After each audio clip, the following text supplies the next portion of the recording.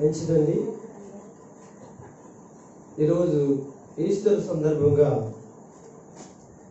మరొకసారి మందిరంలోనికి వచ్చినటువంటి సంఘ సహోదరి సహోదరులకు, యవనస్తులకు, ఇక్కడ చిన్నపిల్లలకు, సండే స్కూల్ పిల్లలకు క్రీస్తు యొక్క ఈస్టర్ యొక్క లేక పునరుద్ధాన యొక్క ఆశీర్వాదములు దేవుడు మెండుగా అనుగ్రహించునుగాక. ఒకసారి అందరూ స్తుతించండి. గట్టిగా చెప్పగలరా? మరొకసారి చెప్పగలరా? నేను మెల్లగా దేవుని వాక్యంలోకి వెళ్తాను. మీరు మెల్లగా నిద్రపోండి.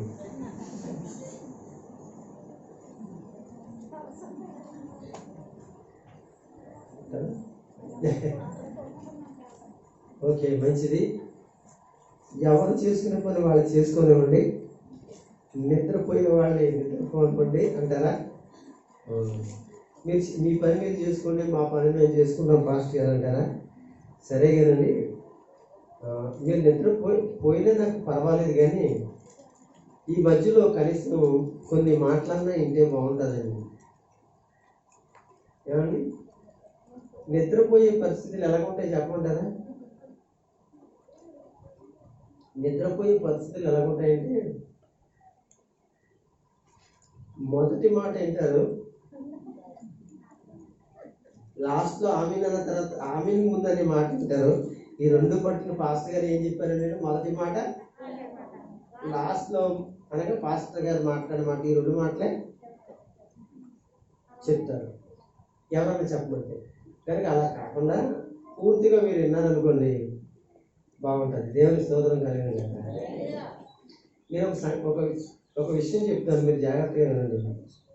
ఒక క్రైస్తవ మీటింగ్ జరుగుతుంది, ఇలాగ పెద్ద సభ ఒకటి జరుగుతుంది. పెద్ద సభ అండి, పెద్ద సభ అయితే పాస్టర్ గారు వాక్యం చెప్తూ ఉన్నాడు. జనం ఏమో చర్చి నిండా మీకు వెళ్ళేదే ఫుల్గా ఉన్నారు. జనం ఇలా మీకు వెళ్ళి చాలా కిక్కిరిసిపోయి జనం ఫుల్గా ఉన్నారు. అయితే పాస్టర్ గారు వాక్యం బాగా బలంగా చెప్తున్నాడు. బలంగా చెప్తుంటే శాంతమ్మ నిజంగా చూస్తుందన్నాక రప్ప ఏపొకటి చూస్తుంది. అలాగే శాంతమ్మ లాగానే నువ్వేమనుకోగా మంచిదని శాంతమ్మ ఏమనుకోదు కాబట్టి అప్పుడప్పుడు కలుగుతూ ఉంటాను. ఏమంటే ఆవిడ కూడా అలాగే ఎవరో ఆ మీటింగ్లో ఒక ఆవిడ మధ్యన కూర్చుని శాంతమ్మ గారు లేక ఏం చేస్తుందంటే వాక్యం వింటుంది.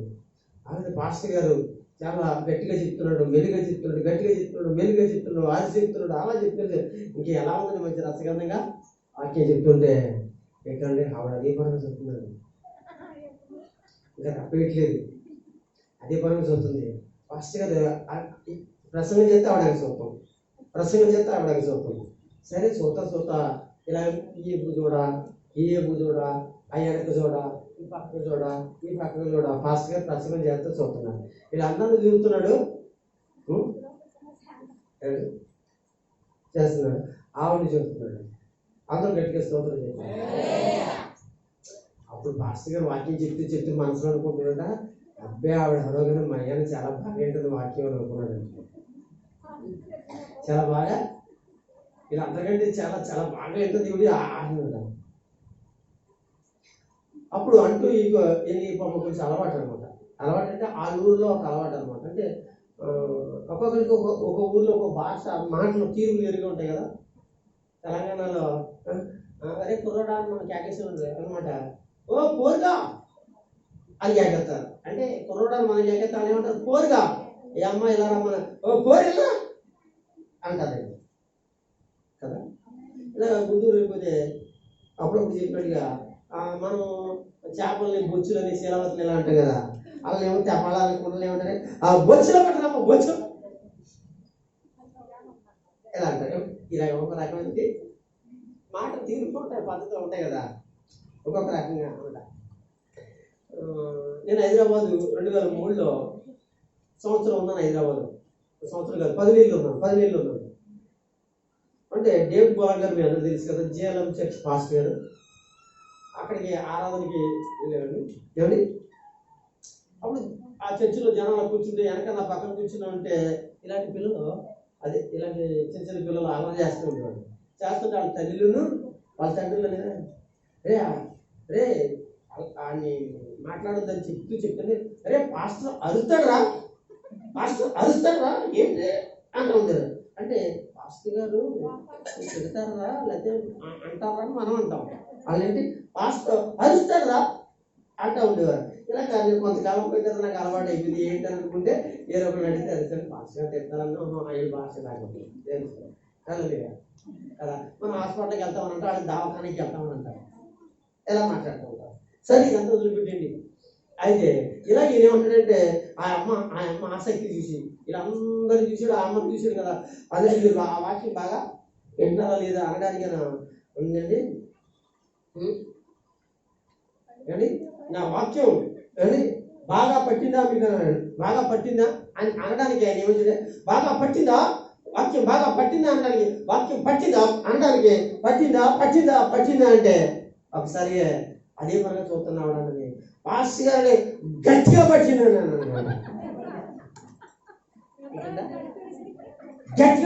అన్నదంటే ఓహో తప్పుడు కొట్టింది అన్నాడు ఆయన. తప్పుడు కొట్టింది దానికి అడిగితే తప్పుడు కొట్టి తిరిగి మళ్ళీ కాసేపు మళ్ళీ నేను చెప్పిన వాక్యం మాట్లాడుతూ పట్టిందా మీకు అన్నాడు అటండి. మళ్ళీ అంత ఏముందంట ఆవిడే అందని ఏముందండి ఏముందో తెలిసింది. ఆవిడే మాట్లాడుతుందేమని పట్టిందంటే బాగా పట్టుకుందండి అన్న. సరే కదని చెప్పేసి రాస్తున్న పైన ముగింపులు ఏమన్నాడంటే నేను ముగింపు చేస్తున్నాను. వాక్యం పట్టిందా అని అడిగాడు. అంటే ఆవిడ ఇంకెవరో అడగట్లే, ఆవిడ అడిగాడు. ఆవిడ అడిగినట్టు ఆవిడ అందే పట్టిందండి అని అన్నాడు. అప్పుడు ఈయన ఏంటి అప్పుడే చెప్పి వీళ్ళందరూ వెళ్ళలేదు వాక్యం ఏమ్మా ఏంటి మీ అందరికీ మీరేం పట్టలేదా మీకు నేను చెప్పినవి అన్నట్టుగా మాట్లాడాడు. అది అమ్మ నీకు ఎంతవరకు పట్టింది అని అంటే ఏంటండి ఎంతవరకు పట్టిందండి ఇందాక నుంచి పట్టిందండి. అసలు ఏం పట్టింది నీకు ఒకసారి చెప్తామంటే అయ్యారు మీరు స్టేజ్ మీద ఉన్నారు, మీరు మైక్ దగ్గర మాట్లాడుతున్నారు, వెనకాలేమో గోడ మీదేమో బల్లి పూరిగిన పట్టిందండి అంటే ఇంతవరకు ఆవిడ చూస్తుంది ఎవరిని పాస్టర్ గారి వాక్యాలు కాదు. వెనకాల ఏం నేర్పిస్తుందంట ఆ బల్లిని పట్టిన ఒరిగిని చూసిందండి. సరే కానీ మీరు వెనక్కి ముందుకి చూసారు కానండి వాక్యం మాత్రం మనసులో వేసుకోండి. దేవునికి స్తోత్రం గట్టిగా చెప్పగలరా? దేవుని స్తుతించగలరా? దేవుని గట్టిగా మహిమపరచగలరా? దేవుని పిల్లలరా, దేవుడు మహా అద్భుతమైన వాడు. మీ అందరికీ నేను ఒక తండ్రి గారు, ఇంట్లో మీ కుటుంబాల్లో ఒక వ్యక్తి గారు దేవుడు నన్ను ఏర్పాటు చేసుకున్నాడు. సంఘంలో చాలా పరిస్థితులలో మీరు ఎక్కువగా నన్ను గౌరవించి ఆదరించి ప్రేమించి కొన్ని సమస్యలు మీ కుటుంబాల్లో వచ్చిన ఆ విషయాలను నా దగ్గరికి తెచ్చి ఆ విషయాలకి మంచి సలహా చెప్తూ ఆ మాటలు వినడం వలన మీరు మంచిగా నడుచుకుంటున్నారు. చాలాసార్లు మీలో ఎక్కువ మంది సాక్ష్యాలు చెప్పేటువంటి వారు కూడా ఉన్నారు. నన్ను దేవుడు అలాగూ ఉంచాడు. దేవుని స్తోత్రం. మీ మధ్యనే కాదు కానీ నాకు చిన్నప్పటి నుంచి కూడా మా చుట్టాల్లో కూడా మా బంధువుల్లో కూడా నాకు ఒక చిన్న గౌరవం అనేది ఉంది. దేవుని స్తోత్రం చేస్తాను. ఇందుకు ముందు తెలిసి చిన్నప్పటి నుంచి కూడా నేను ఇలాంటి యవనస్తుల కుర్రాళ్ళతో తిరిగినా చేసినా నా గౌరవం పోగొట్టుకోకుండా బ్రతికేవాడిని. చదువుకున్నా అంటే అంటే చదువుకున్న పిల్లలతో ఉంటాం కదా, రాజులు మీకు చెప్పారు కదా, నా సాక్ష్యం రాజుతో ఎక్కువ రాజులు కుర్రలే కదా అందరూ, వాళ్ళతో తిరిగినా చేసినా నా గౌరవం పోగొట్టుకోకుండా అంటే అటు వాళ్ళ తల్లిదండ్రులు అలాగే ఇటు సమాజంలో మా బంధువులకి నా గౌరవం పోగొట్టుకోకుండా చాలా చక్కగా మర్యాదగా చాలా మంచిగా బ్రతికేవాడు అండి. ఆ విధంగా నేను ఉండేవాడిని కాబట్టి నన్ను ఎక్కడికి వెళ్ళినా చిన్నప్పటి నుంచి కూడా మా పెద్దవాళ్ళు కానీ చిన్నవాళ్ళు కానీ గౌరవంగానే నాకు ఇస్తారు. దేవుడు నాకు ఇచ్చినట్టు కృప అని నేను ఏదైనా ఎప్పుడైనా ఎవరికైనా మా చుట్టాల బంధువులు ఏదైనా అడిగారనుకోండి తప్పకుండా వాళ్ళకి ఏదో ఒక విషయాన్ని మాట్లాడినప్పుడు అది చేసినప్పుడు వాళ్ళకి చక్కగా మేలు జరుగుతూ ఉండేది.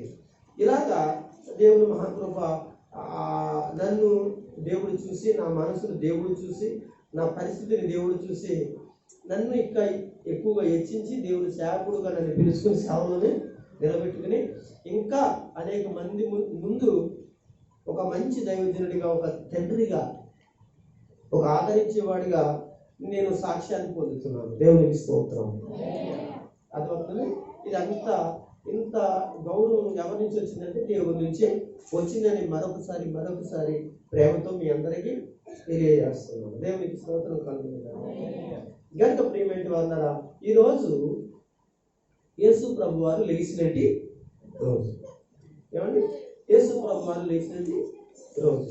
అయితే ఈ రోజున మనము బైబిల్ గ్రంథంలో అనేక విషయాలు నేర్చుకుంటూ ఉంటుండగా, లేక తెలుసుకుంటూ ఉండగా, బైబిల్ గ్రంథంలో యేసు ప్రభు వారిని సిలువేసినట్లుగా మనము శుక్రవారం నాడు ధ్యానం చేస్తాం.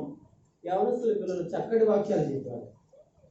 అలాగే యవనస్తులు పిల్లలు ఎంతైతే దేవుని మాటలు చెప్పారో అంతగా పాటలు పాడేవాళ్ళు కూడా మంచి పాటలు పాడేవారు. పాటలు పాడటమే కలిగారండి. సిలువ ధ్యానం అంటేనే ప్రార్థన కాబట్టి అంతగా ప్రార్థన కూడా శుక్రవారం నాడు జరగడం జరిగింది. కనుక శనివారం 2వ రోజు జరిగింది, 3వ రోజు. మనము బైబిల్ గ్రంథంలో మత్తయి సువార్తలో బైబిల్ తీయొద్దు, తర్వాత తిరిగి ఏనండి 28వ అధ్యాయంలో యేసు ప్రభువారు సమాధిలోంచి లేచినటువంటి పరిస్థితులన్నింటినీ గురించి అక్కడ రాస్తారు. ఏమండి?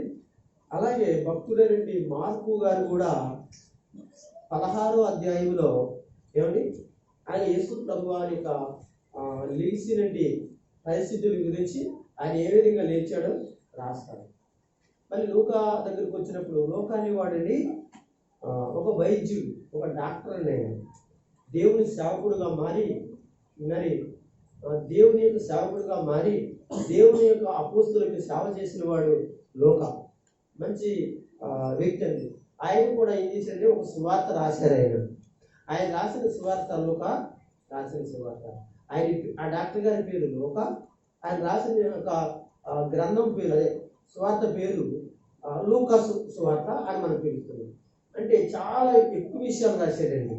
మత్తయి రాసిన దానికన్నా, మార్కు రాసిన దానికన్నా, యోహాను రాసిన దానికన్నా ఎక్కువ సంగతులు, బాగా తేట తెల్లగా ఎక్కువ సంగతులను ఆయన యేసు ప్రభు వారి యొక్క జన్మను గురించి స్టార్ట్ చేసి మరణం వరకు కూడా పరిశుద్ధాత్మని గురించి దాకా కూడా పరిశుద్ధాత్మని గురించి ఆయన పుట్టినది మొదలుకొని ఆయన చనిపోయే వరకును, తర్వాత పరలోకానికి వెళ్ళే వరకు పరిశుద్ధాత్మను పొందుతారనే దాకా కూడా లూకా సువార్తలో ఆయన చాలా చక్కగా వివరంగా పరిశుద్ధాత్మ చేత రాశాడు. అయితే మరి 24వ అధ్యాయంలోనే ఇది లూకా రాసిన సువార్తలోనే అక్కడ కూడా ఏముంటుందంటే యేసు ప్రభు వారి మరి లేచినటువంటి విషయాల గురించి చాలా చక్కగా ఆయన రాస్తారు. అయితే 4వ పుస్తకం సువార్త, యోహాను రాసిన సువార్త.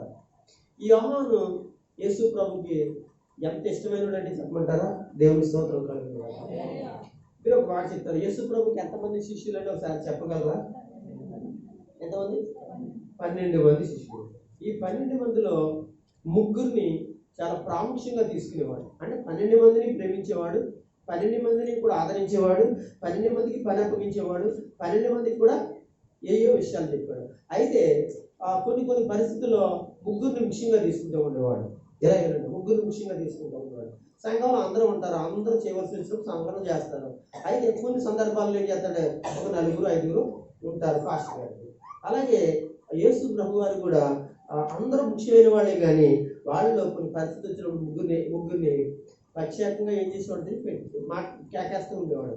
వాళ్ళ పేరు ఏంటంటే పేతురు అనేటువంటి సీమోను గారు, ఏమండి, తర్వాత యాకోబు అనేటువంటి వాడు మరొకడు, అలాగే యోహాను అనబడేటువంటి వాడు 3వ వాడు. వీళ్ళు 3 కూడా చాలా ప్రత్యేకమైన స్థలాలకు తీసుకువెళ్ళినట్లుగా, ప్రత్యేకమైన చోట్లలో వాళ్ళు ఉంచినట్లుగా మనం చూస్తాం. ఒకసారి అందరూ దేవుని స్తోత్రం కలుగుతుంది. ఏమంటే అదే పని నేను చేశాను అనుకోండి, ఈ రోజున ఎలా ఉంటుందంటే, అరే ఆ 3 కావాలేమో రా పాస్టర్ గారికి, మనం అక్కడ చూద్దాంలే ఆ రోజు వచ్చినప్పుడు. అంటే సిటికేసి పైన ఏం చేస్తారు, పక్కన ఏం చేస్తారా, ఏదో చూద్దాం ఆ రోజు వచ్చినప్పుడు మనం వేద్దాం, ఇజ్జులు వేద్దాం రా, మనోడు మనం పక్కకు వచ్చేస్తారు, అప్పుడు ఏం చేస్తారు చూద్దాం. ఆనాడు శిష్యులు అలా లేదు, ఆనాడు భక్తులు అలాగా. ఇదిగో తెలుసా, కొన్ని పరిస్థితులలో, కొన్ని సందర్భాలలో కొంతమందిని యేసు ప్రభు వారు అలా ప్రత్యేకమైన పరిస్థితులు ఏర్పాటు చేసుకోండి. కనుక అప్పుడు వీళ్ళ వాళ్ళు కలిసి ఒకవేళ మాట్లాడుకోవాల్సి వచ్చినప్పుడు, పని చేయవలసి వచ్చినప్పుడు వాళ్ళందరూ ఒకటయ్యేవాళ్ళు తప్ప, అరే పేతురు, అరే యోహాను, అరే యాకోబు, మీరు ఏది చూసుకుంటారా, మీరేది మీరు తోముకుంటారా, మా సంగతి ఏంటరా అని అనే రకం కాదనమాట. ఇప్పుడు వాళ్ళైతే అంటారంటే ఎంత అందంగా ఉంటారంటే అబ్బా ముత్యాలు ముగ్గేసినట్లుగా అనగా మాట్లాడతారు. దేవుని స్తోత్రం. ముత్యాలు ముగ్గులు తెలిసా మీకు? ముగ్గులు వేసుకోవచ్చా? దేవుని స్తోత్రం. ముగ్గులు వేసుకోవచ్చండి. నాకు వచ్చి ముగ్గులు, నేను ముగ్గులు వేస్తాను. ఏ ముగ్గులు? వాకట్లో ముగ్గులు వేస్తాను కానండి కంపలు తీసే ముగ్గులు వేయను. అర్థమైందండి? స్తోత్రం కలుగును కాక. వాకట్లో ముగ్గులు వేస్తాను నేను, నాకు ముగ్గులు వచ్చి నేను ముగ్గులు వేస్తాను. మన ఎప్పుడు ముగ్గులు వేస్తానండి, ఎసువెత్తి వచ్చింది పాటలు గారు ఇంకా వచ్చండి అని అడుగుతుంది. అంటే నాకు నేర్పిస్తానండి. ఆ పక్కన ఎవరో చెప్తున్నారు నేర్పుతుంటే అది వచ్చిన దగ్గరికి వచ్చి మళ్ళీ ఏమంటుంది, నాకు నేర్పిస్తానండి, నీకు నేర్పిస్తాను అనమాట. ఏమండి మంచిదే. ఈ లోపల మనం చాలా జాగ్రత్తగా ప్రభు పనిలో ఉన్నప్పుడు, ప్రభు శిష్యులుగా మనం శిష్యులు ఆడవాళ్ళు మగవాళ్ళు అందరికీ ఒక రోజున పని ఉంటుంది, కొంతమందికి ఒక రోజున పని ఉంటుంది, ఇలా జరుగుతూ ఉంటుంది. కానీ కొన్ని పరిస్థితుల్లో మనము ఎడబాపు అనేది మాత్రం మనలో రాకూడదు, అనగా హెచ్చించుకోవడం అనేది ఉండకూడదు. కనుక అందరూ కూడా తగ్గించుకుని ఒకరికొకరు చేయాలి.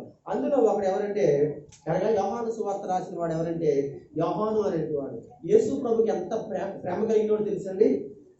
కానీ యేసు ప్రభుని ప్రేమించింది ఎవరో తెలుసా? ఏమండి యేసు ప్రభుని ప్రేమించింది, యేసు ప్రభు వారు ప్రేమించింది ఎవరో తెలుసా? మనమైతే యేసు ప్రభుని ప్రేమిస్తాం, కానీ యేసు మనల్ని ప్రేమించాడు. అలాగే యేసు ప్రేమించింది ఎవరో తెలుసా? యేసు ఎవరు ప్రేమించాడంటే అందరూ చెప్పే మాట చెప్పంటారా? పేతురు గారిని ప్రేమించాడని అని చెప్తూ ఉంటాడు. కాదు, యోహాను మాత్రమే నేను ప్రేమించాడు కనుక మొన్న మూడో మాట ఏంటండి? ఒకసారి స్తోత్రం చెప్పండి. ఈరోజు మూడో మాట చెప్పాలి నేను. ఇప్పుడు 2 మాటలు చెప్పాను కానీ 4 ప్రసంగాలు చేశాను కదా. కనుక ఈరోజు ప్రత్యేకమైన రోజు కనుక అందుకే ఈరోజు చెప్పలేదు. నేను రేపు వారానికి మళ్ళీ మొదలెడతాను. 7 మాటలు చెప్తా అండి. కనుక ఆ మూడో మాట ఏంటంటే ఆయన సిలువలో ఉన్నప్పుడు యోహాన్ని పిలిచి, యోహాను ఇదిగో నీ తల్లి అని తన తల్లిని పిలిచి ఉన్నాడంటే ఇదిగో నీ కుమారుడు అని చెప్పాడు. అంటే ఎంత ప్రేమించాడు అని అంటే యోహాన్ని యేసు ప్రభు. అలాగే యేసు ప్రభుని కూడా యోహాను ఎంత ప్రేమించాడంటే చాలా ఎక్కువ ప్రేమించాడు. ఇలాగా ఈ 4 సువార్తల్లో ఉన్నాయి కదా. ఇప్పుడు చెప్పాను మీకు, మత్తయి సువార్తలోనేమో ఎన్నో అధ్యాయాలు చెప్పాను? 28 అధ్యాయం చెప్పాను. మార్కు సువార్తలోనేమో 16 అధ్యాయం చెప్పాను. లూకా సువార్త 24వ అధ్యాయం చెప్పాను. యోహాను సువార్త 20వ అధ్యాయంలో యేసు ప్రభు లేచినట్టుగా యోహాను రాశాడు. నేను ఎంతగా మీకు ఇలా ఎందుకు చెప్తున్నానంటే రేపన్న రోజు యేసు ప్రభు గురించి మీరు ఎప్పుడైనా యేసు ప్రభు వారు సమాధిలో లేచాడు అనే సంగతి మరి ఎక్కడ ఉంది ఏంటి అని అంటే నేను చెప్పిన మాటలు మీకు రాగానే వెంటనే ఆ పుస్తకం తీసుకుని ఆ అధ్యాయం తీసుకుని మీరు చదువుకోవడానికి బాగుంటుంది. ఒకసారి అందరూ స్తోత్రం చెప్పండి. మీరు జాగ్రత్తగా మీరు అనగా ఈ అధ్యాయాలు చదివితే మీకు అర్థమవుతుంది. అంతేకాకుండా యేసు ప్రభు వారు లేఖం గురించి ఇంకెక్కడ రాయబడిందో చెప్పమంటారా? పాత నిబంధన గ్రంథంలో కూడా ఏమంటే భక్తులు, పాత నిబంధన భక్తులు అందరూ కూడా ఏం చేశారు? రాశారు. యేసు ప్రభు లేస్తారని, యేసు ప్రభు వారు లేచి ఏమండి బ్రతికి సమాధి నుంచి వస్తారని పాత నిబంధన గ్రంథంలో కూడా రాయటం జరిగింది. అర్థమవుతుందండి? అయితే పాత నిబంధనలోను కొత్త నిబంధనలోను యేసు ప్రభు వారు పాత నిబంధనలు లెగిస్తారని చెప్పాడు. కొత్త నిబంధనలు యేసు ప్రభు వారు లేచినట్లుగా మనకి తెలుస్తుంది. ఆయన ఎప్పుడు లేస్తాడంటే 3వ రోజున లెగిస్తాడు. ఒకసారి స్తోత్రం చెప్పండి. 3వ రోజున లెగిస్తాడు. ఓకే, ఇప్పుడు వాక్యం కొరింథీయులకు రాసిన పత్రిక 15వ అధ్యాయము మొదటి పత్రిక. కొరింథీయులకు రాసిన మొదటి పత్రిక 15వ అధ్యాయము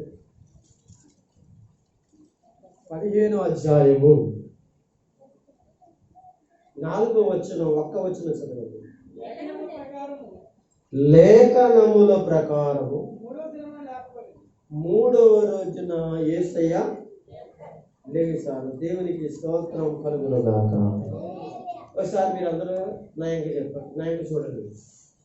లేఖనముల ప్రకారముగా మూడో రోజున యేసు ప్రభు, మీరు వినాలి ఇక్కడ, యేసు ప్రభు మూడో రోజు లేచాడా అని తర్కవాదం కానీ ఏదైనా గొడవలు కానీ ఎక్కడైనా మీకు వినపడినప్పుడు, మీరు విన్నప్పుడు వాటికి లెక్కలు చెప్పారనుకోండి, మీకు మూడో రోజు లెక్కలు చెప్పారనుకోండి, మీరు విన్న తర్వాత మీరు జాగ్రత్తగా ఆలోచించుకోవాల్సిన విషయం ఏంటో తెలుసండి. లేఖనముల ప్రకారముగా యేసు ప్రభు వారు ఎన్ని రోజుల్లో లేచాడు అంతే. ఎవడు ఏది అడిగినా లేఖనముల ప్రకారంగా యేసు ప్రభు వారు మూడో రోజు లేచాడు అంతే. మనకు అర్థం గొడవ అవసరం, గొడవ పెట్టుకోవాలనుకోండి, దీంట్లో విషయాలు బాగా ఆరి తేరుంటేనే ఏం చేయాలి, వాళ్ళతో మనం ఆలోచించి చెప్పి మాట్లాడాలి. కనుక ఇందులో వెంటనే లేఖనముల ప్రకారంగానే ఉంది కదా. ఇప్పుడు ఇందాక చెప్పాను, పాత నిబంధనలో యేసు ప్రభు వారు ఏం చేయబడతారు, సమాధి చేయబడి లెగుస్తారని చెప్పాను. కొత్త నిబంధనలో ఇందాక మనం చూసుకున్న ప్రకారంగా ఆయన సమాధి నుంచి లేచాడు. ఇప్పుడు కొత్త నిబంధన లేక పాత నిబంధన అనేది లేఖనముల ప్రకారంగా యేసు ప్రభు వారు మూడో దినాన లేచారు. దేవునికి స్తోత్రం. హల్లెలూయా చెప్దామా, గట్టిగా హల్లెలూయా చెప్దామా. లేఖనముల ప్రకారంగా అన్నమాట. అంటే ఇప్పుడు నేను లేఖనముల ప్రకారముగా అనే మాట ఎందుకు చెప్తున్నానంటే, క్రీస్తు పునరుద్ధానుడు అయ్యాడని కొన్ని సాక్ష్యాలు మనం నేర్చుకోబోతున్నాం. నేను స్తోత్రం. యేసయ్య లెగిచాడనే సాక్ష్యాలు. ఏమంటే ఒక వ్యక్తి గురించి నేరోపరణ ఏదన్నా వచ్చిందనుకోండి, అతను మంచోడా చెడ్డోడా అనడానికి ఏం కావాలి, సాక్ష్యాలే కావాలిగా. అవి కూడా ఒక సాక్ష్యం పనికిరాదు, అర్థమైనా? 2 సాక్ష్యాలు కూడా పనికిరావు, కనీసం 3 సాక్ష్యాలన్నా ఉండాలి. అలాగే యేసు ప్రభు వారిని గూర్చి భూమి మీద ఉన్నంటి యావత్ ప్రజలందరూ కూడా ఏమంటే యేసు ప్రభు లెగిచాడని సగం మంది నమ్మినా, మరి కొంతమంది ఏం చేశారో తెలిసి అంటే ఏం మాట్లాడుతున్నారంటే, యేసు ప్రభు వారు లెగలేదు, ఇదంతా పుకారు అనేది మాట్లాడడం ప్రారంభించింది. కనుక అలాంటప్పుడు మనము ఎలాగా ఆయన లేచాడు, ఆయన ఎలాగ బ్రతికాడు, ఎలాగ ఆయన లేచాడు అనే విషయాలను గురించి మనము వాళ్ళకి నేను సాక్షిని అని మనము చెప్పడానికి ఏది ఆధారం అంటే లేఖనం. అంటే మీ చేతుల్లో ఉన్నది బైబులు, మీ చేతుల్లో ఉన్నది పాత నిబంధనలో యేసు ప్రభువు గురించి పుడతాడని, ఆయన మరణిస్తాడని, సమాధి చేయబడతాడని, లెగుస్తాడని, ఈ విధంగా కొత్త నిబంధనలో కూడా యేసు ప్రభువు వారు అనేక సార్లు నేను మరణిస్తాను, మూడో దినాన్న లెగిస్తాను, అలా అలాంటి విషయాలన్నీ కూడా ఇవన్నీ ఇందులో ఉన్నాయి. కనుక మీరు ఈ బైబిల్ను చాలా చక్కగా ఆత్మచేత ప్రార్థనా పూర్వకంగా చదివితే దేవుడు మీకు ఆ విషయాలను జ్ఞాపకం చేస్తాడు, మీకు తెలియజేస్తాడు. బైబిల్ను ఎప్పుడైనా మీరు చదివినప్పుడు బూట్లో ఉన్న బైబిల్ అనగా సెరుగులో ఉన్న బైబిల్, ఎక్కడ ఉన్న బైబిల్ దులుపుకుని బాసిపెట్లు వేసుకుని చదివేయటము అది పద్ధతి కాదు. ఏం చేయాలి తెలుసా, బైబిల్ని మొట్టమొదటిగా తెచ్చుకున్నప్పుడు కుదురుగా ఒక చోట కూర్చుని మొదటిగా ఆడవాళ్ళు అయితే ముసుగేసుకుని, ముసుగేసుకుంటారా, ముసుగేసుకోవాలి. చర్చలో ఉన్నవాళ్ళు ముసుగు రావాలి, ముసుగేసుకోండి, వేసుకోవాలి. ముసుగు ఎప్పుడు తీయకూడదు చెప్పమంటారా? ప్రార్థన జరిగిన స్థలాల్లో ఎక్కడైనా, మన ప్రార్థనే కాదు, ఏ ప్రార్థన జరిగినా అది ఇంటికాడ ప్రార్థన చేసుకున్నా ముసుగేసుకో. ఎవరికైనా యేసు ప్రభు గురించి మాటలు చెప్తున్నావు అనుకో, అప్పుడు కూడా ముసుగేసుకో. అలాగే వాక్యం చదువుతున్నప్పుడు ముసుగేసుకునే చదవాలి. దేవునికి స్తోత్రం.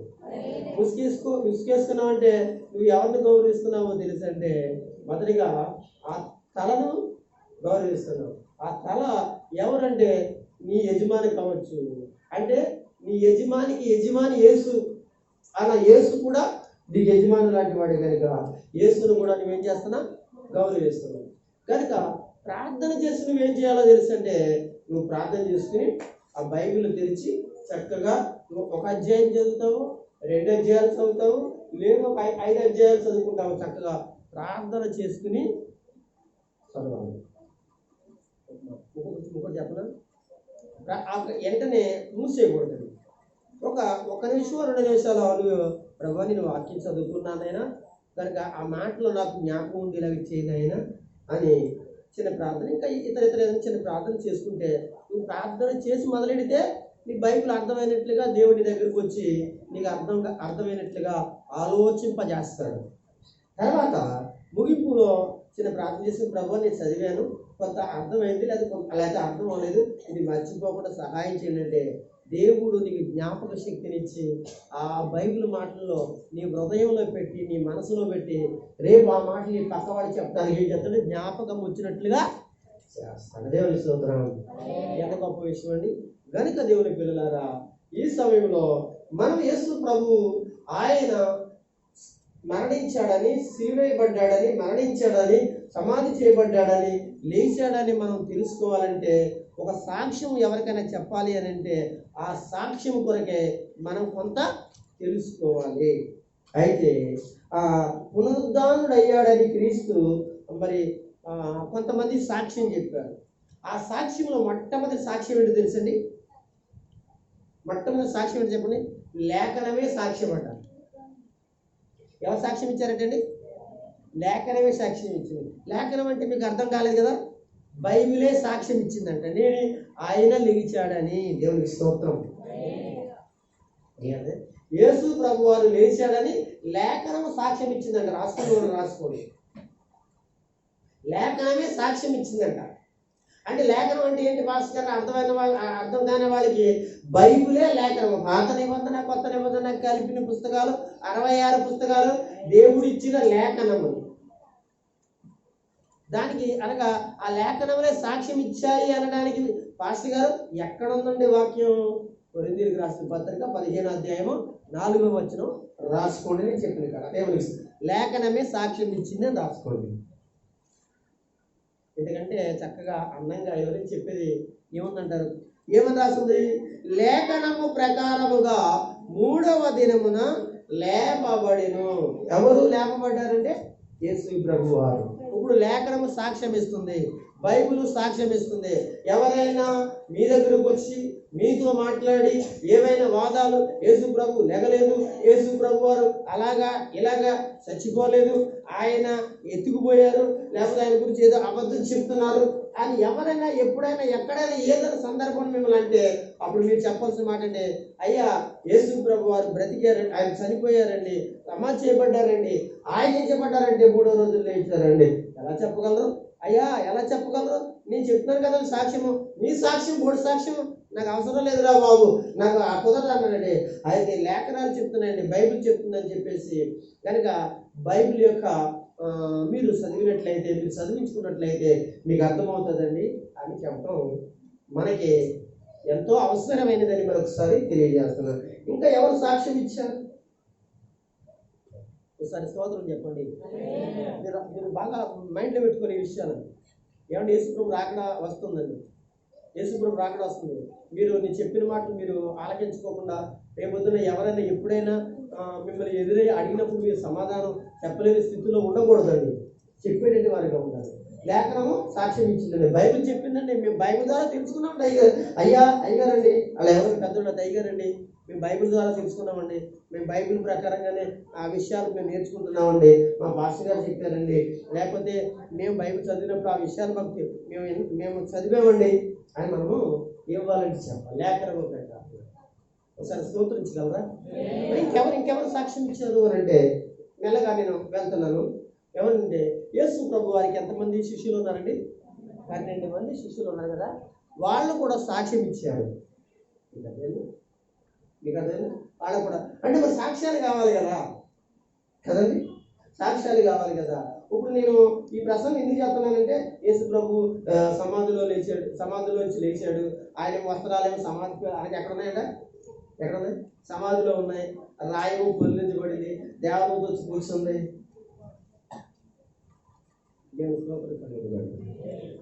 నాకు గత 2 వారాల కిందట దేవదూత నా దగ్గరికి వచ్చి నన్ను క్యాకేసి మాట్లాడుతుంది.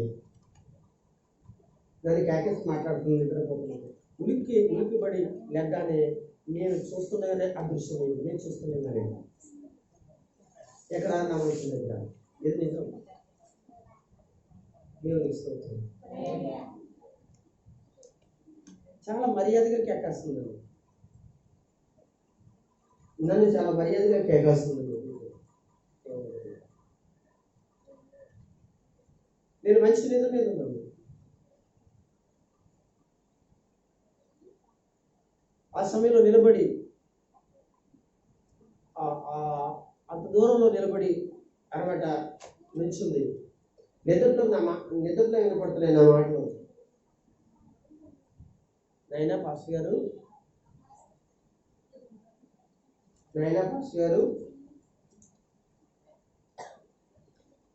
అని మాట వినపడింది.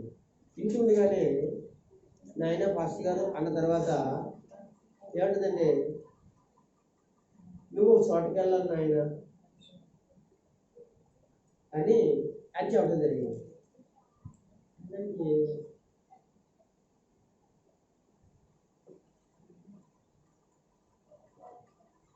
ఆ స్వరం మా పిల్లలు కాదండి. ఒకవేళ వాళ్ళు లేచారని, ఇప్పుడు మా సినిమా కూడా లేచినట్టు మొదటినట్లు వాళ్ళ మమ్మీ లేకపోతుంది, నన్ను లేకపోతుంది అనమాట.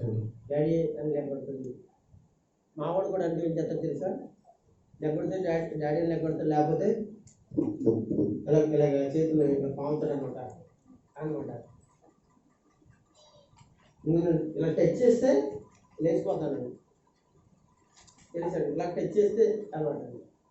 వాళ్ళు కాదు, ఏంటి అని ఎవరు కాదని చెప్పేసి కావాలని ఎంత నిద్ర చేసి కళ్ళు తెరవలేకపోతున్నాను కూడా. బలవంతంగా కళ్ళు ఎంత తెరిచారంటే భయంకరంగా తెరిచిన కళ్ళు తెరవగానే ఇప్పుడైతే కళ్ళు తెరుతాను చూడగానే అదృశ్యమయ్యాడు. ఒక వ్యక్తి అదృశ్యమయ్యాడు. దేవునికి స్తోత్రం. కళ్ళు చెప్పండి. ఓకే, మళ్ళీ నిద్రపోయాను. నిద్రపోలేదు మీరు. నాకు గుండెల్లో అదొక రకమైన ఆందోళన వచ్చింది.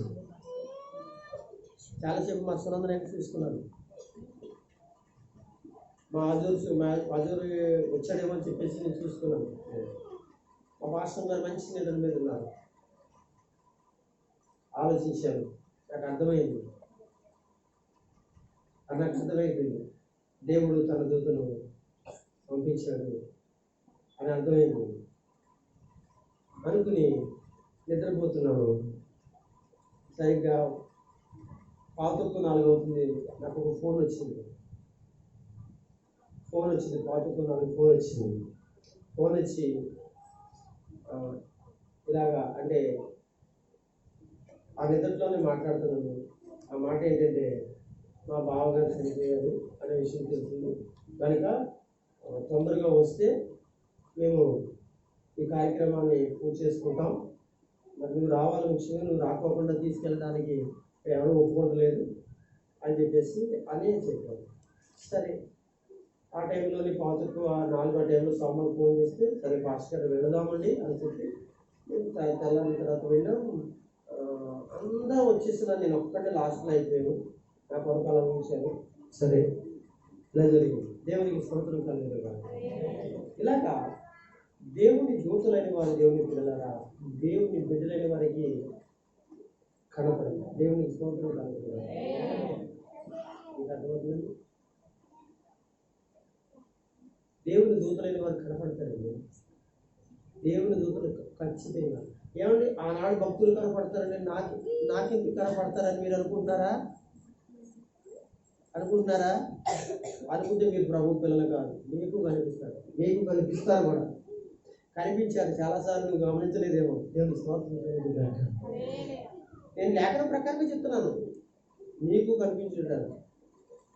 కనుక సమాధిలో అనగా సమాధి దగ్గర దేవుని దూత, సమాధి తెరవబడడం, యేసు ప్రభు అక్కడ లేడని చెప్పడం, ఇదంతా నేను ప్రసంగించవలసిన సమయం ఉన్నప్పటికీ కూడా ఈ రోజున దాని గురించి మాట్లాడుకోకుండా యేసు పునరుద్ధారుడు అయ్యాడు, ఆయన లేచాడు అని సత్యాలను ఎవరికైనా కానీ మీరు చెప్తే వాళ్ళు నమ్మలేని పరిస్థితిలో ఉన్నప్పుడు మీరు కొన్ని సంగతులు వాళ్ళకి చెప్పడానికి, యేసు పునరుద్ధారుడయ్యాడు అని లేచాడని చెప్పడానికి కొన్ని సాక్ష్యాలను బైబిల్ నుంచి మీకు నేను కొన్ని సాక్ష్యాలను మీకు చెప్పాలనుకుంటున్నాను. వారిలో యేసు ప్రభు వారి యొక్క శిష్యులైన వారు ఎంతమంది అండి? 12 మంది. ఈ 12 మంది ఎటువంటి సాక్ష్యం ఇచ్చారో మనం బైబిల్ గ్రంథంలోనే చదువుదాం. అపోస్తలుల కార్యం చూద్దాం. నేను మర్మాలు ఏం చెప్పనండి, మర్మాలు ఏం కాదు, లేఖనాల్లో ఉన్న విషయాలనే మీకు చెప్పి తొందరగా ముగించడానికి ఇష్టపడుతున్నాను.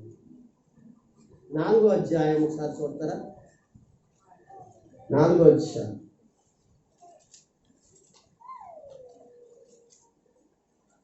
33వ వచనం చదువుతారా?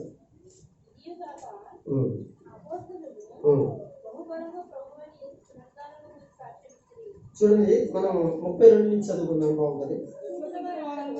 విశ్వసించిన వారందరూ ఏక హృదయమును ఏకాత్మయు గలవారి ఉండి ఎవడును తనకు కలిగిన వాటిల్లో ఏది తనది అనుకోలేదు. వారికి కలిగినదంతయు సమిష్టిగా ఉండెను. ఇదియు కాక అపోస్తులు బహుబలముగా ప్రభు అయిన యేసు పునరుద్ధానమును గూర్చి సాక్ష్యమిచ్చి, దేవుని స్తోత్రం కలుగును గాక. యేసు ప్రభు వారితో ఉండి ఆ 12 మంది శిష్యులు యేసు శిలువను పొందిన తర్వాత, సమాధి చేయబడిన తర్వాత, లెగిచిన తరువాత ఒకసారి నా యొక్క చూస్తారా? ఒకసారి మీరందరూ ఒకసారి చూడండి. ఎందుకంటే యేసు సమాధిలోంచి పునరుద్ధారుడైన తర్వాత యేసు ప్రభు లెగిచాడని బహుబలంగా చెప్పారటండి. చెప్పడం కాదండి, చాలా బహుబలంగా చెప్పారట. ఈ మాటలు మీరు గమనించాలి. బహుబలముగా ప్రభు అయిన యేసుక్రీస్తు లెగిచాడు, లేక పునరుద్ధారుడయ్యాడు. పునరుద్ధారుడు అంటే లెగడమే పునరుద్ధానం అని చెప్పారట. ఇది ఎంత బలంగా చెప్పడానికి గల కారణం ఏంటి తెలుసండి? యేసు ప్రభు వారు సమాధిలోంచి లేచిన తర్వాత, మీరు అందరూ చూడాలి, లేచిన తర్వాత ఆయన వెంటనే తండ్రి దగ్గరికి ఎక్కిపోలేదండి. ఆయన లేక పరలోకానికి ఎక్కి వెళ్ళలేదండి. మీరు వింటున్నారా? వెంటనే ఆయన లేచిన తర్వాత వెంటనే వెళ్ళిపోలేదు పైకి. మీకు అర్థమైనా? ఆయన కొద్ది రోజులు, ఇలా చూడండి, కొద్ది రోజులు ఎక్కడున్నారో తెలుసండి? వాళ్ళ చుట్టూనే ఆయన తిరుగుతున్నాడు, వాళ్ళకి కనబడుతున్నాడు. ఒకసారి గట్టిగా స్తోత్రం చెప్తాను. అలాగే కాకుండా ఇంకా ఏంటండి, ఆయన బ్రతుకున్న రోజుల్లో అద్భుతాలు చేశాడు కదా. చచ్చిపోయి లేచి అనగా సమాధిలో లేచిన తర్వాత అలా కనపడి వాళ్ళ ఎదుట ఏం చేశాడండి? అద్భుతాలు కూడా చేశాడండి. ఇంకేం చేశాడో తెలుసంటే వాళ్ళతో మాట్లాడడం జరిగిందండి. ఇలాగా ఆయన సుమారుగా పాస్టర్ గారండి ఎన్ని రోజులు వాళ్ళతో ఉన్నారని, ఎన్ని రోజులు ఉన్నారండి? పాస్టర్ గారు ఎన్ని రోజులు ఉన్నారండి? అపోస్తుల కార్యం ఇది ఎలాగే వచ్చింది. అపోస్తుల కార్యం 1:4 చదవండి. ఆయన వారిని కలుసుకొని ఇలాగా ఆజ్ఞాపించింది, నేను యెరూషలేము నుండి వెళ్ళక 3వ వచనం చదవండి. 3వ వచనమా 4వ వచనం? 3వ వచనం అంటే చూడండి. అపోస్తుల కార్యం 3వ వచనం, మొదటి అధ్యాయం. అంటే శ్రమ పడడం అంటే అదే సిలువలో ఆయన యెరూషలేములో ఆయన కొట్టారు, ఆ సిలువ వేశారు, నెత్తి మీద ముళ్ళకిరీటం పెట్టారు, చేతులకేమో మేకులు కొట్టారు, కాళ్ళకి మేకులు కొట్టారు. దేవుని స్తోత్రం చెప్పండి. ఈ తర్వాత ఇలాంటి శ్రమ అనుభవించిన తర్వాత, శ్రమ పడిన తరువాత ఆయన లేచిన తర్వాత ఏం జరిగింది? 40 దినాలు యేసు ప్రభు వారు తన శిష్యులైన వారికి అగపరుచుకునేను. హల్లెలూయా, దేవుని స్తోత్రం కలుగును గాక. ఇలా ఏంటంటే ఒకసారి అండి ఒక గుంపు అండి నడుచుకుంటూ వెళ్తున్నారంటండి. ఒక గుంపు నడుచుకుంటూ ఎక్కడ యెరూషలేము ప్రాంతాల్లో ఎంఐ గ్రామంలో ఇలాగ ప్రాంతాలలో నడుచుకుంటూ వెళుతున్నారండి. వెళుతూ ఉంటే ఆ గుంపులో ఎవరున్నారంటే యేసు ప్రభు ఉన్నాడండి. అంటే ఏమని మాట్లాడుకుంటున్నారట వాళ్ళందరూ? ఇలా మాట్లాడుకుంటున్నారు, యెరూషలేములో ఒక మంచి నీతిపరుని, యథార్థవంతుని, భక్తిపరుని, ఒక ప్రవక్తని అన్యాయంగా అక్రమంగా ఏం చేశారో తెలుసంటే సిలివేశారు, చంపేశారు అని చెప్పేసి మాట్లాడుకోవడం జరిగింది. అప్పుడు వాళ్ళ మధ్యలో ఎవరున్నారు? యేసు ప్రభు ఉన్నారు.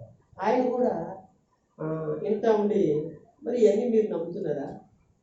ఆయన లేచాడని నమ్ముతున్నారా అంటే ఆయన సిలివేయడం నిజమే, చంపడం నిజమే, సమాధి చేయడం నిజమే.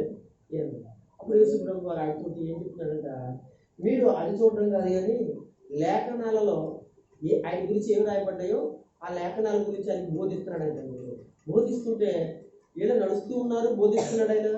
ఆయన శ్రమ పడతాడని, నిలుస్తాడని ఎక్కడెక్కడ భక్తులు చెప్పారో అవన్నీ కూడా నిరూపించుకుంటూ చెప్తుంటుంటే వాళ్ళ మధ్యలోకి వెళ్తుంటే వీళ్ళు ఎంటుంటుంటే వీళ్ళ ఆత్మలంటే మండుతున్న మంట వస్తున్నాయంట. ఏంటి ఇలా మంట వస్తున్నాయి అని అనుకున్నారే కానీ తప్ప వారి మధ్యలో ఉన్నది యేసు ప్రభు అని అనుకోలేదట. ఇలా అంత దూరం అయిన తర్వాత హఠాత్ ఈయన ఏమైపోయిందంటే వీళ్ళ ఊర్లో వచ్చేటప్పటికి, వీళ్ళు వెళ్ళే చోటుకు వచ్చేటప్పటికి ఈయన కనపడకుండా వీళ్ళ మధ్య నుంచి మాయమయ్యాడట. ఒకసారి స్తోత్రం చెప్పండి. అంటే మీకు ఇది చెప్తున్నానంటే ఇక్కడ అపోస్తులు యేసు ప్రభువారి యొక్క జాగ్రత్త, నేను అట్టుకుండా ఒలిచిపెట్టినట్టే చాలా జాగ్రత్తగా అందంగా మీకు అర్థమైనది చెప్తున్నాను. అపోస్తులు అలా యేసు ప్రభువారి యొక్క 12 మంది శిష్యులైన వారు యేసు ప్రభువారు పునరుద్ధారుడై లేచాడని బలంగా అనగా వాక్యం చెప్పడమే కాకుండా గట్టిగా బలబుద్ధి చెప్పడానికి గల కారణం ఏంటంటే యేసు ప్రభు వాళ్ళతో ఎలా ఉన్నాడంటే 40 చెప్పాలి. ఆ బ్రదర్ పైకి వచ్చి ఆలోచించండి. ఓకే ఏమండి, యేసు ప్రభు వారు ఆ చెప్తున్నది మాటలు, లేఖనాలు ఉన్నాయి కదండి. ఆ మాటలు ఎక్కడే అంటే బైబిల్లో ఉన్న విషయాలు, అనగా ప్రవక్తలు చెప్పిన మాట అని చెప్తున్నారు. ఇంకొక మాట ఆయన అంటాడు, ప్రవక్తలు చెప్పినవి, మోషే చెప్పినవి ఇవన్నీ కూడా ఆయన ఈ రోజున ఆయనకి వినికిడిలో నెరవేర్చబడ్డాయి అని మాటలని చెప్తున్నప్పుడు ఇవన్నీ విన్న వాళ్ళందరూ కూడా చాలా ఆశ్చర్యపోయారు. అంతేకాకుండా ఈ 40 దినాలు యేసు ప్రభు వారు కనబడ్డారు. మీకు వాస్తవంగా చెప్పాలంటే ఒక వ్యక్తిని మీకు పరిచయం చేయాలి. ఏమండి, అతని పేరు 12 మందిలో ఒకడైన దిదుమ అనబడిన తోమ. ఆ తోమ ఒకసారి యేసు ప్రభు వారు మరణించిన తర్వాత ఆయన వేరే చోట ఉంటాడండి. అయితే ఈ యొక్క శిష్యులైన వాళ్ళందరూ ఒక చోట ఉంటారండి. అప్పుడు యేసు ప్రభు వచ్చి మీకు సమాధానము కలుగునుగాక అని చెప్పేసి ప్రత్యక్షం అవుతాడు. దేవునికి స్తోత్రం. ఫలం చెప్పాడు, ప్రత్యక్షం అవుతాడు. వెంటనే యేసు ప్రభుని చూసి భయపడవద్దు, నేను ఆయన అని చెప్పినట్టు చెప్తాడు. సరే, ఆయన మళ్ళీ ఏమైపోతాడంటే అనగా అదృశ్యుడు అవుతాడు. అదృశ్యుడైన తర్వాత కాంచేపుడుకో కూర్చేపుడుకో ఒక రోజుకో ఎవరు వస్తారు? తోమా అనేటువంటి బ్రదర్ వస్తారు. ఆ బ్రదర్ గారు వచ్చి కానీ రాగానే వీళ్ళందరూ కనుక, తోమా నువ్వు లేవయ్యా, మీరు ధన్యులమయ్యా, అలాగయ్యా, ఎలాగ ఏం జరిగింది? ఇంకెవరు? యేసు ప్రభు వారు మాకు కనిపించారా? వచ్చారా? ఉంటే చచ్చిపోయాడు ఆయన, అది కనపడడం ఏంటి? అబ్బాయి నేను నమ్మను అంట కూర్చున్నాడు. నమ్మనంట కూర్చున్నాడు. సరే, నమ్మకపోతే నిజం అన్నప్పుడు యేసు ప్రభు వారు అదృశ్యుడిగానే ఈ మాటలన్నీ వింటున్నాడు. దేవుని స్తోత్రం కలుగుతున్నాడు. మీరు ఒక మాట మీరు గమనించాలి. భక్తులని వారు మాట్లాడుకుంటున్నప్పుడు ఏంటంటే దేవుడు మన పక్కనే ఉన్నటువంటి మనకి అదృశ్యుడిగా ఉన్నటువంటి మన మాటలన్నీ వింటాడటండి. బైబిల్లో రాయబడింది. అలాగే అదృశ్యుడిగా ఈ తోమ చెప్పిన మాటలో, ఈయన చెప్పిన మాటలో కూడా ఏమిటండి వింటాడు. విన్న తర్వాత ఒక రోజున మరల యేసు ప్రభు తోమాకి వీళ్ళందరికీ కనపడగా చూసి యేసు ప్రభు చూసి బెదరపోతాడు, కంగారు పోతాడు. తోమా అని దగ్గరికి వస్తుంటే తోమా అని దగ్గరికి వస్తాడు. దగ్గరికి వచ్చి, ఇదిగో నా యొక్క చేతులు చూడు నాన్న, కొడుకా, నా కొడుకా, ఇదిగో చూడు నా చేతులు చూడు, ఇదిగో ఒకసారి చూడు. ఆ దొండు కూడా ఎలా పొడిచాడు, ఆ దొండు కూడా ఎంత భయంకరంగా పొడిచాడు పక్కలో చూడు నాన్న. తోమకి మాట్లాడడం రావట్లేక, తోమకి అవట్లే యేసుని చూడగా అట్లా ఏం మాట్లాడట్లా. నేను వాక్యం చదువుతున్నప్పుడు ఆ తోమాను అలా చూస్తే నాకు అన్ని కళ్ళకి నీళ్ళు వస్తున్నాయి. వాక్యం చదువుతున్నప్పుడు యేసు ప్రభు చూడాలి. మీకు అర్థమవుతుందా? వాక్యం చదువుతుంటే యేసు ప్రభు నాకు కనపడాలి, అక్కడ కనపడాలి. అక్కడ మనం ఒక పిచ్చి చూస్తున్నట్టుగా మనకు కనపడాలి. చదువుకి వెళ్ళిపోవడం అది తప్ప. తోమ చూస్తున్నాడు, చూడరా నాన్న, చూడు నన్ను ఎలా పొడిచాడు చూడు, ఇదిగో అలాగా మాట్లాడలేకపోతున్నాడు. దుఃఖం వచ్చేస్తుంది ఒక పక్క నుంచి, ఏడుపు వచ్చేస్తుంది ఒక పక్క నుంచి. ఆయన పాదాల మీద పడాలా, ఒకవేళ చచ్చిపోవాలా అర్థం కాకుండా లోపలంతా కూడా గుడి కట్టిపోయినది అనగా ఆ కఠినం అంతా కూడా బట్టలు కొట్టుకుంటూ ఉప్పొంగుతూ నీళ్ళుగా మారిపోయిందండి కఠినత్వం. దేవుడి పిల్లలకు ఒక కఠినత్వం నీళ్ళగా మారిపోవాలంటే బైబిల్ చదువుతున్నప్పుడు ఆ బైబిల్ ఒక పిక్చర్ చూస్తున్నట్లుగా చూసి మనం చదివితేనే మన కఠినమైన జీవితం ఏమైపోతుంది తెలుసా? కన్నీరుగా మారిపోయి దేవునికి అది కన్నీరుగా ఆయన పాదాల దగ్గర కన్నీరుగా ఒక భక్తులు పాడతాడు. ఈ పాడతాడు మేము పాదాలని కడగనా యేసు పాదాలని కడగనా పాదాలని కడగనా యేసు పాదాలని కడగనా కన్నీటితో కడిగి పన్నీరు ప్రియన కన్నీటితో కడిగి పన్నీరు ప్రియన పాదాలని కడగనా యేసు పాదాలని కడగనా. తన కన్నీరు యేసు పాదాల దగ్గర ఒక పన్నీరుగా తన మనసులో ఉన్నది. ఒక్కసారిగా యేసుని చూడగానే ఎంత పాపాత్ముడిని, ఎంత దుర్మార్గుడిని, ఎంత నీచుడిని అప్పుడు యేసు అంటాడు, తోమా నువ్వు ఏమనుకుంటున్నావు నాకు తెలుసయ్యా అంటే ఈ మాట అంటాడు. చూచి నమ్మిన వారి కంటే చూడని వారు ఒక తరం వస్తుంది. వారెవరండి? నేను చెప్పండి, మీరు దేవునికి స్తోత్రం కలుగును గాక. యేసు పరలోకంలోకి వెళ్ళిపోయిన తర్వాత ఎంతమంది ఈ లోకంలో రక్షించబడిన వ్యక్తులు చనిపోయి ఇంకా యేసును నమ్ముతున్నారు వాళ్ళందరూ ధన్యులు ధన్యులు ధన్యులు. హల్లెలూయా. ధన్యము ఎంత ధన్యము యేసయ్యను, ధన్యము ఎంత ధన్యము యేసయ్యను కలిగిన జీవితము. పరమందు పరమందు పరమందు దేవుడు పరమందు పరమందు యేసు పరమందు వారు ధన్యులు పరంతో వారు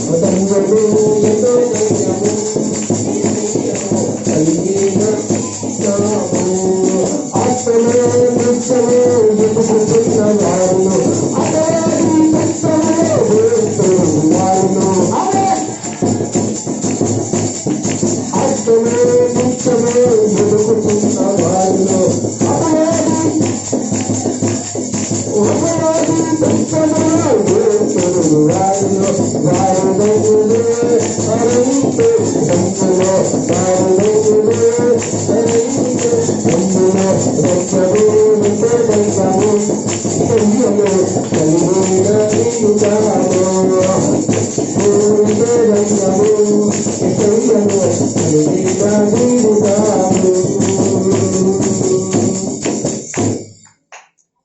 ప్రభునందు ప్రియమైన వాళ్ళరా, ఇంత ధన్యత జరగండి. చూడండి, వారు ధన్యులు. యేసు ప్రభు అంటున్నాడు కదా, త్రోవతో చెప్పిన మాట, నువ్వు చూసి నమ్ముతున్నావు, చూడండి వారు మరీ మరీ ధన్యులు. హల్లెలూయా, హల్లెలూయా. కనుక యేసు ప్రభు వారి యొక్క పునరుద్ధరణను గురించి సాక్ష్యం ఇచ్చిన వారు, లేఖనము సాక్ష్యం ఇచ్చింది, బైబిల్ సాక్ష్యం ఇచ్చింది, యేసు ప్రభు శిష్యులు కూడా సాక్ష్యం ఇచ్చినట్లుగా మనకి బైబిల్ గ్రంథమునందు మనకి తెలియచేయబడుతుంది.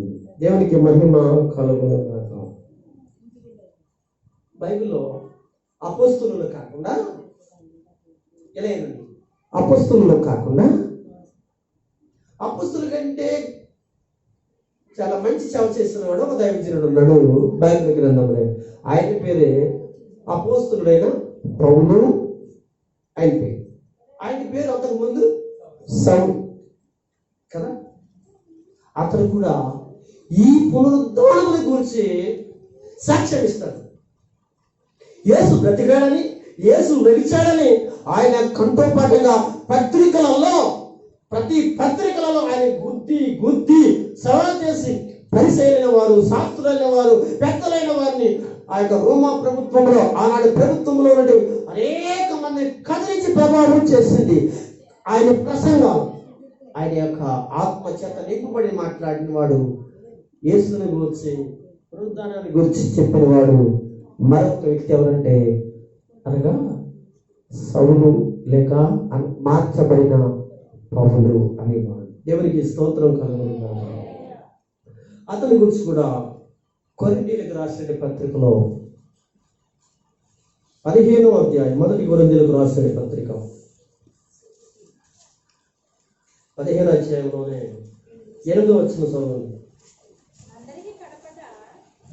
మీరు జాగ్రత్తగా చూడండి. 15వ అధ్యాయం 8వ వచనంలో చాలా జాగ్రత్తగా అండర్లైన్ చేసుకోండి. చదవమ్మా. అందరికీ కడపట కాలమును పుట్టినట్టున్న నాకును కనబడిన. దేవునికి స్తోత్రం, హల్లెలూయా. ఎవరు కనబడింది? ఎవరికంటే కనబడింది? ఎవరికి? పౌలు గారికి కనబడ్డాడంటే. ఎవరు కనబడ్డారు? యేసు ప్రభు కనబడ్డాడు. దేవునికి స్తోత్రం చెప్పండి, హల్లెలూయా. అంటే కడపటి కాలం అంటే ఆ కన్ను పుట్టాను నేను. ఎప్పుడు అపోస్తుల కంటే తర్వాత పుట్టాను, పుట్టిన తర్వాత పెరిగాను. గమనే పాదాల దగ్గరేమో నేను విద్య నేర్చుకున్నాను. ధర్మశాస్త్రం అంటేనేమో ఎంతో ఎంతో నిష్ట కలిగి బ్రతికాను. కనుక యేసు అనే నామాన్ని ప్రకటన చేసేటండి భక్తులను, ప్రవక్తలను, అపోస్తులను అనగా సంఘాలను, విశ్వాసులను ఊసకోతతో చంపుతూ నేను బ్రతికిన కాలము భయంకరమైన కాలము. ఆ కింద చెప్తాడు. ఏమంటాడమ్మా? ఎలాగైనా అటు తర్వాత అపోస్తులు అందరికంటే ఎక్కడ ఎందుకు వచ్చిన కదా 9వ వచనం.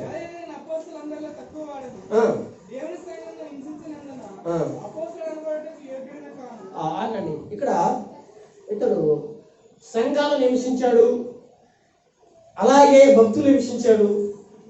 ఆ టైంలోనే యేసు ప్రభు ఏం చేశాడో తెలుసా? అతనికి కనబడి పిలిచి మాట్లాడిన యేసు, మన యేసు, పునరుద్ధానుడైన యేసు, మన యేసు.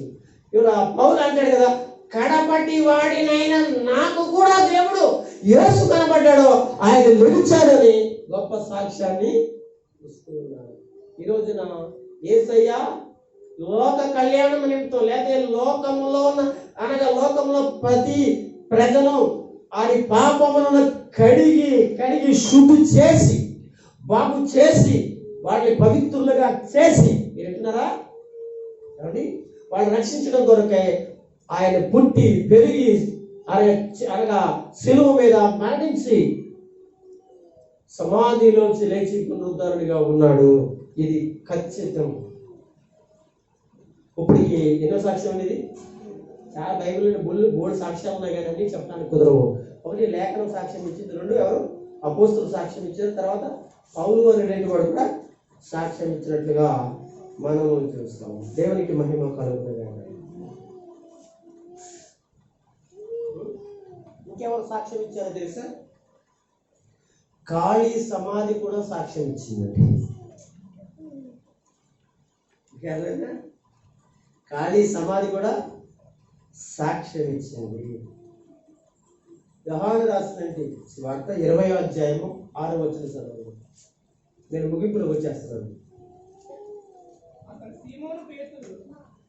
ఏంటి? అంతటా సీమోను పేతురు అతని ఎంబడి వచ్చి సమాధిలో ప్రవేశించి ఏమున్నాయంటే నారబట్టలు పడి ఉండేటి. అందరు గట్టిగా స్తోత్రం గట్టిగా చెప్పండి. సీమోను పేతురు ఎవరో తెలుసండి? యేసు ప్రభు వారి యొక్క శిష్యులలో ఒకడు. యేసు ప్రభు వారు సమాధి నుంచి ఆ సమాధి మీద ఉన్నట్టు రాయ పొర్లించబడ్డాదని సంగతి విన్నబడ్డాక తెలియచెప్పాక మీరు ఇలా ఏనండి, ఆయన పరిగెత్తుకుంటూ వెళ్ళి ఆయన దేహాన్ని శరీరాన్ని చూద్దాం లోపలికి వెళ్తే ఏమి లేదంటే ఆయన శరీరం లేదు కానీ ఆయన ధరించిన నార వస్త్రములు మాత్రం అక్కడ ఉన్నాయి. దేవునికి స్తోత్రం కలుగును గాక. పేతురు గారండి అంత ఆవేశంగా పరిగెత్తుకొచ్చారు ఏంటండి అంటుంది సమాధి. హల్లెలూయా. పేతురు గారండి ఏంటండి అంత ఆవేశంగా కంగారుగా పరిగెత్తుకొచ్చారండి. ఏం మా గురువు గారు కలెక్టర్ తీసుకున్నాడు. ఇదేంటండి ఆయన బ్రతుకున్న కాలంలో చెప్పారు కదండి సమాధి మాట్లాడుతుందండి. పనికి మానవులారా, సమాధిలో పూజలు ఏంటారా? మీకు బుద్ధి లేదా? అన్నం తింటున్నారా, గడ్డి తింటున్నారా? ఈ సమాధులు మాట్లాడదా? ఈ సమాధులు బొబ్బులు కూడా మాట్లాడతారా? వేరే మాకు పూజ ఏంటరా? ఏసుకు పూజ చేయడం మానేసేసి ఒక దుర్మార్గులారా. దేవుని స్తోత్రం. యేసు కూడా పూజ చేయలేప్పుడు చూడండి ఎలాంటి పూజలు చేసేవారు తెల్లవారుజామున. నాకు చాలా దుఃఖమైంది. యేసు కూడా అంత భక్తితో చేయరేము. అది చూసి మీరేదో ఆశ్చర్యపోతున్నారేమో. అది పాపం తెలుసా మీకు? మరలా చేస్తున్న సంగమం అలాంటి చూసి మీరు బాధలు పడిపోకండి. ఇక్కడ బాధలు పడ్డారా, నరకంలో బాధలు పడతారు. దయచేసి ఇదంతా కూడా పాపం. అది చేసేది కరెక్ట్ కాదు. అదన్నా చూడండి ఎంత పూజ చేస్తున్నారండి. దండలు తెచ్చి ఎంత ఖరీదైన దండలు, ఆ పాలరాత్రులు రంగులు రకరకాలుగా చేసి అవి పూసి ఈ పూసి అబ్బా ఎంత ఖర్చు అయి ఉంటుందో, ఎంత చేసి ఉంటారో. దేవుని దైవజనుడికి ఆ ప్రార్థన చేసే దైవజనుడికి వెళ్ళి కనీసం ఒక 100 రూపాయలు కానుక ఇచ్చి ఉంటారు. కానుక ఇచ్చారు లేదా అందరూ కలిపి. మరి ఆతో కలిపి ఈయనొక ఆయన సంఘంలోకి ఇంటి అత్తడేమో బయట వేసి అనమాట సమాధానం పండుగ చేసాం. సమాధులు పండుగండి ఇటు దినం పండుగ చేసుకోమని పాస్టర్. దేవుని స్తోత్రం కలుగుతుంది. ఎంత పాపం తెలుసండి. పెద్ద పూజ జరిగిందండి. పెద్ద పూజే, మామూలు పూజ కాదు అసలు. అలాగా అన్యులు కూడా చేయరేమో ఏంటి సమాధుల దగ్గర అలా చేశారండి. అంటే అన్యులకి వీళ్ళకి తేడా ఉందా అంటే తేడా లేదా నా ప్రభు చెప్తాడు. సమాధి అంటది కదా ఎదురుగారు ఇంటికంటే అంత కంగారు వచ్చేసారు. కంగారు వచ్చేసి మా గురువు గారిని ఎవరన్నా పట్టుకెళ్ళిపోయారు, లేదని చెప్పారు. అది లేదని పట్టుకెళ్ళిపోయారు. మాకు అవసరం అన్నట్టుగా ఓ పక్క నుంచేమో మరియమ్మ గారు ఒక ఆవిడ. ఇదే అధ్యాయంలో మీకు చదువుకోండి. మరియమ్మ గారు కూడా తోటమాలి ఏమంటుందంటే యేసు ప్రభు దగ్గరికి వచ్చి తోటమాలి మా యొక్క రబ్బూని తీసుకెళ్ళావా? తోటమాలి మా బోధకుడిని తీసుకెళ్ళిపోయావా? ఇక్కడ మా యొక్క తీసుకెళ్ళ అంటే యేసు ప్రభుని అడుగుతుంది. ఏడ్చి తెలవాలి ఏడ్చిందండి పాపం. ఏడ్చేసి ఆవిడ కళ్ళన్నీ కూడా ఏమైపోయాయంటే అనగా ఆ నీళ్లకు యేసు ప్రభు అనేది ఆనమాల కట్టలేకపోతుంది అనమాట. అంతలా ఉన్నాడు అనమాట. ఒక తోటమాలి ఏమని చెప్పేసి అనగా అనుకుని అడుగుతుంది అనమాట. మా యొక్క గురువు గారిని మా బోధకుడిని మాకు అప్పగించేవా, నువ్వు తీసుకెళ్ళిపోతే అప్పుడు పిలుస్తుంది, మరియా అని పిలుస్తాడు ఇక్కడ. దేవునికి స్తోత్రం. అప్పుడు యేసు ప్రభు దగ్గరికి వెళ్ళి ముట్టుకోకపోతే నేను ముట్టుకోవద్దు, నేను ఇంకను తండ్రి దగ్గరికి ఎక్కి వెళ్ళలేదు అని చెప్తాను. దేవునికి స్తోత్రం. ఇది సాక్ష్యం అండి, ఇది కూడా రాసుకోండి కాదు అంటే ఇలా చెప్పాలి. 3 సాక్ష్యాలు ఉన్నాయి. ఏమంటే నేను లేచిపోయాడు, సమాధిలో లేడంటే సమాధుల్లో ఎదుగుతున్నారు అని అంటాడు. అప్పుడు ఏం జరిగింది తెలుసంటే, ఆ సమాధి అంటది ఎందుకు అంత ఆలస్యంగా పరిధికి వచ్చారండి? ఏమంటే నాడబట్టలు తప్ప అక్కడ ఏమిని స్తోత్రం చెప్పండి. నాడబట్టలు తప్ప శ్మశానంలో ఏమిటండి? చచ్చిపోయిన వాళ్ళు బట్టలో గుడ్లో అయ్యే చెత్త చెదారం కదా ఉంటాయి అక్కడ. అవి తప్ప ఇంకేం నాడబట్టలు తప్ప ఏమీ లేదు. కానీ ఈ రోజున ఏంటండి ఇది? ఎంత ఏమంటే అక్కడికి వచ్చిన వాళ్ళు ఏమన్నా సామాన్యులు అనుకుంటున్నారా? నాకంటే గొప్ప చదవరులు, నాకంటే ఎక్కువ వాక్యం తెలిసిన వాళ్ళు, నాకంటే జ్ఞానం కలిగిన వాడు తెలుసండి. అలాంటి వాళ్ళే సాతాను ఎంత ఒక్క బార్ల పడి అనగా అపోజిట్ పౌలు చెప్పినట్లుగా మనిషి ఆరాధన చేయించుచున్నది. దేవునికి స్తోత్రం. అపోజిట్ పౌలు చెప్పిన కొలస్సీకి రాసిన పత్రికలో చదవక్కర్లేదు. మనిషి ఆరాధన చేయలాగన చేస్తుంది. ఇదే చేస్తున్నా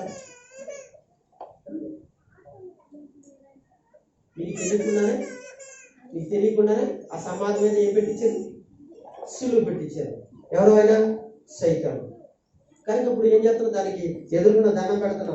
ఎవరికి? చచ్చిపోయినట్టు మీ నాన్నక, మీ అమ్మక, మీ అన్నదమ్ములు ఎవరికైనా ఎక్కడికను వాళ్ళకని పూజలు, నీ అగ్రతులు, ఆరతులు. దయచేసి సంఘస్థులారా, మీరు ఈ సాక్ష్యాన్ని అనగా సంపూర్ణంగా అనేక ప్రజలకు పంచండి. ఇది కరెక్ట్ కాదని ఎరిగింది చెప్పండి, పర్వాలేదు. ఎరిగింది చెప్పండి. ఏం చేస్తారా? కొడతారు. ఏం చేస్తారా? ఎండుతారు. అవసరమైతే దొంగచంటే చంపేస్తారు. ఇంకా అంతకంటే కనుక మనకి ఏం చేయరు కదా. మన ఆత్మను తీసుకుని ఆ ఇంట్లో బీరువాలు పెట్టుకోరు కదా. పరలోకానికి వెళ్ళిపోతాం కదా మనం.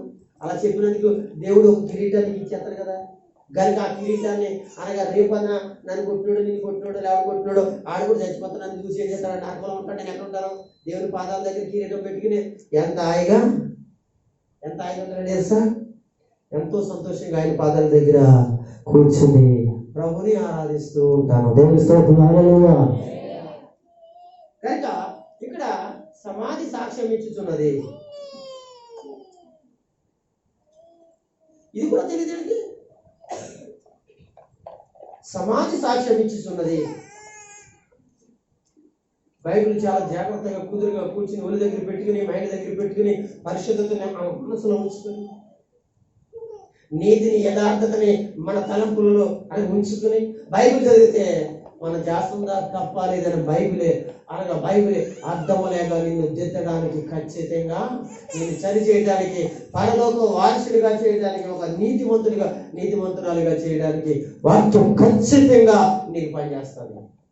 నువ్వు చేయవలసిన విధంగా చేయట్లేదు, చదవలసిన విధంగా చదవట్లేదు. బైబిల్ నువ్వు చదివేస్తున్నావు, అక్కడ ఉన్నదేదో చేసేస్తున్నావు. ఇంటికి చెప్పింది బైబిల్, ఏం చెప్పింది లేదు. సరే, కొన్ని వెళ్ళిపోదాం. ఏమండి? సాక్ష్యం. యేసు లేచాడని లేఖనములు సాక్ష్యం ఇచ్చారు, అపొస్తలులు సాక్ష్యం ఇచ్చారు. ఇంకా సాక్ష్యం ఇచ్చారు అన్నాను. తోమా సాక్ష్యం ఇచ్చాడు. ఇంకా సాక్ష్యం ఇచ్చాడు. అపొస్తలుడు పౌలు సాక్ష్యం ఇచ్చాడు. ఇంకా సాక్ష్యం ఇచ్చాడు. మరియ కూడా, ఇక్కడ స్త్రీలు కూడా సాక్ష్యం ఇచ్చారు. ఇంకొక మాట చెప్తాను, బైబిల్ గ్రంథంలో ఇదే విషయాన్ని మనం చూద్దాం. ఇక్కడ చూద్దాం. ఇంకో సాక్ష్యం, దేవదూతలు సాక్ష్యం ఇచ్చారు. అలాగే చెప్తాను. ఈ సాక్ష్యం, నా సాక్ష్యం, లేదా అమెరికా దొర గారి సాక్ష్యం, ఇంకొకటి సాక్ష్యం, పౌల్ గారి సాక్ష్యం, ఆ సాక్ష్యం మనకు వద్దులేండి.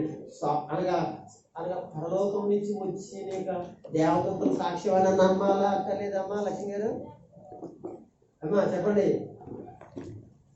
కదా. నీ సాక్ష్యం వదిలిపెట్టు. ఊళ్ళో సాక్ష్యం, మన సాక్ష్యాలు ఏంటంటే పనికిమాల సాక్ష్యాలు అనుకుందాం. అపోస్తలుల సాక్ష్యాలు ఎలా సాక్ష్యాలు వదిలిపెట్టి ఏంటి? ఆ సాక్ష్యాలు మంచియో కాదో తెలియకుండా అనుకోండి, ఏంటంటే మనకి తగల చోట తగ్గుతాయి అంటే దేపం. దేవుని స్తోత్రం కలుగును గాక. దేవుడు చెప్తున్నాడు.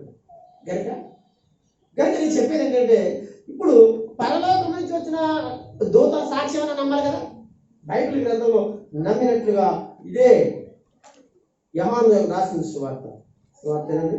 కాదు, లూకా రాసిన సువార్త తీద్దాం. 24వ అధ్యాయం 24వ అధ్యాయం 5వ వచనం 6వ వచనం చదువుతారా? వారు భయపడి ముఖములను నేల మోపు ఉండగా ఏంటమ్మా ఏంటంటే బతుకున్న వాడిని మీరు సమాధిలో ఎదుగుతున్నారు. దేవునికి స్తోత్రం కలుగును గాక. ఎన్ని వచనం చదువుతానా? 5 చదివా, 6 కూడా చదివా? చూడండి, వారు భయపడి ముఖములను అనగా నేలకి పెట్టుకున్నారు.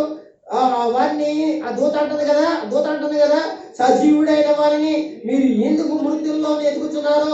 ఆయన ఇక్కడ లేడు, ఆయన లేచి ఉన్నాడు. ఆయన ఇక్కడ గలిలలో ఉండినప్పుడు మనిషి కుమారు పాపిష్టి మనుషులకు చేతికి అప్పగింపబడి సిలువేయబడి 3వ దినమున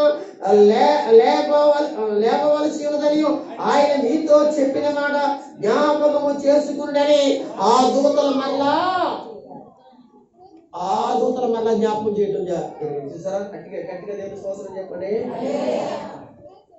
సరే, దూతలు కూడా ఏం చేశారు? ఏమండి,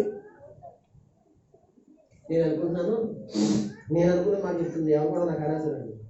ఏమండి, ఈ సమాధుల్లో ఎదిగేవాడు అందరూ, సమాధుల్లోకి వెళ్ళి పూజ చేసేవాడు అందరూ, సమాధుల్లోకి వెళ్ళి దండలు వేసేవాడు అందరూ, సమాధుల్లో అన్నతులు వెళ్ళి వేసేవాడు అందరూ కూడా, సమాధుల్లో వేసేవాడు అందరూ కూడా ఏమండి చేస్తుంటే దేవదూతల పైన చూసి ఓరు పనికి మాట్లాడారు. ఆ రోజు నేను చెప్పినా కానీ నా మాట కూడా నమ్మలేదేంట్రా వావా, సాక్షాత్ నీ పరలోకముడి నుంచి నేను దిగి వచ్చి ఆ రాయి పొర్లించి ఆ సజీవుడైన దేవుని కుమారుడైన ఆ చిరంజీవి అయినండి ఆ దేవుడు వెళ్ళిపోయాడని, ఇక్కడ లేడని, మీరు సమాధిలో ఎక్కబోద్దని ఖచ్చితంగా ముద్రించి నేను నా ప్రవక్తల ద్వారా భక్తులతో రాయించి ఉంచి బైబిల్లో పెట్టి నేను మాట్లాడి నా మాటలు కూడా వెళ్ళలేకుండా ఉండండి. ఓరి మూర్ఖులారా,